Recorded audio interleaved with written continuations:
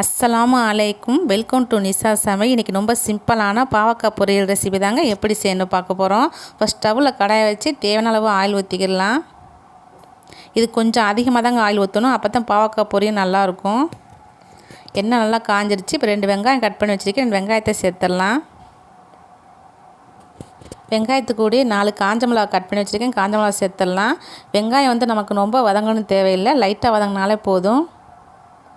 இந்த அளவு வதங்கினாலே போதும். பாவக்காய் சேர்க்கும் போது நம்ம பாவக்காய் வெங்காயமும் வதங்கும் போது கரெக்டாக இருக்கும். இல்லாட்ட வெங்காயம் கருகிரும், நமக்கு பாவக்காய் சரியாக வதங்காது.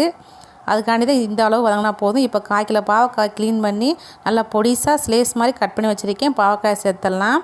இது பெரிய பாவக்காங்க. பெரிய பாவக்காயில் நான் குட்டி சைஸாக பார்த்து எடுத்து வச்சுருக்கேன். இல்லை ரொம்ப கசப்பாக இருக்கும். நம்ம இதுக்கு தேவையான உப்பு சேர்த்துக்கலாம். அது மீதி பாவக்காய் இங்கே கிடைக்காது, அது நம்ம ஊர் சைடு தான் கிடைக்கும். இங்கே நாங்கள் இருக்கிற இடத்துல பெரிய பாவக்காய் தாங்க கிடைக்கும். நான் க்ளீன் பண்ணி கட் பண்ணி அப்படியே சேர்த்துட்டு, உங்களுக்கு ரொம்ப கசப்பாக இருக்கும்னு நினச்சிங்கன்னா நீங்கள் கட் பண்ணிவிட்டு உப்பு போட்டு அதை நல்லா மிக்ஸ் பண்ணி வச்சுருங்க ஒரு 2 நிமிஷம். அப்படியே கசப்புலாம் அதில் இறங்கிரும்.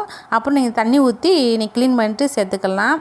எனக்கு கசப்பு நல்லா ஹெல்த்தினால சரி கசப்பாகவே இருக்கட்டும் தான் நான் அப்படியே க்ளீன் பண்ணிட்டு டேரெக்டாக சேர்த்துட்டேன். நல்லா மிக்ஸ் பண்ணி விட்டுக்குருவோம். நம்ம ஸ்லோ ஃப்ளேமில் வச்சு நம்ம அதை பொரிய விடணுங்க. அப்போ தான் நமக்கு பாவக்காய் நல்லா வதங்கும். இப்போ நல்லா மிக்ஸ் பண்ணி விட போகிறேன். இது 2 நிமிஷத்துக்கு ஒருத்தக்க மிக்ஸ் பண்ணிகிட்டே இருக்கணும். இல்லை நமக்கு கீழே உள்ளதை பொரிஞ்சிடும், மேலே உள்ளது நம்ம சரியாகவே பொரியாது பாவக்காய்.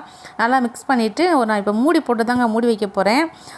மூடி வச்ச மக்கள் அதோட ஆவிலாம் ஒரு கலர் சேஞ்ச் ஆகி பொக்கும் சீக்கிரத்தில் வதங்குற மாதிரி எனக்கு ஒரு ஃபீல் இருக்கும். ஆனால் எப்போயுமே ஒரு 2 நிமிஷம் மட்டும் மூடி போட்டு மூடி வச்சுருவேன். இப்போ நல்லா மிக்ஸ் பண்ணிவிட்டு இப்போ மூடி போட்டு மூடி வைக்க போகிறேன். ஒரு 2 நிமிஷம் கழித்து பார்க்கலாம். இங்கே பாருங்கள், நல்லா கலர் நல்லா சேஞ்ச் ஆகிடுச்சு பாருங்களேன். எனக்கு கலர் சேஞ்ச் ஆன மாதிரி தெரியுது, உங்களுக்கு எப்படி தெரிஞ்சிடல. நல்லா மிக்ஸ் பண்ணி விட்டுக்கோங்க. நான் சொன்ன மாதிரியே ஒரு 2 நிமிஷத்துக்கு ஒருக்க நல்லா மிக்ஸ் பண்ணி விட்டுக்கலாம்.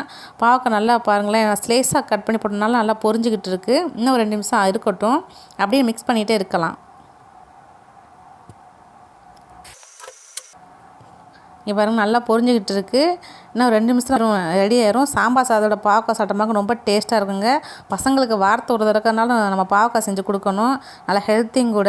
இங்கே பாருங்கள் நல்லா பொரிஞ்சிருச்சு. நல்லா வெங்காயமும் பாவக்காய் நல்லா சேர்ந்து நல்லா பொரிஞ்சிருச்சு பாருங்கள். இந்த அளவு இருந்தால் போதும். ஸ்டவ் ஆஃப் பண்ணிவிட்டு ஒரு பிளேட்டில் மாற்றிட்டு பாவக்காய் பொரியல் எப்படி இருக்குன்னு பார்க்கலாம். இங்கே சூப்பரான நம்ம பாவக்காய் பொரி ரெடி ஆயிடுச்சு.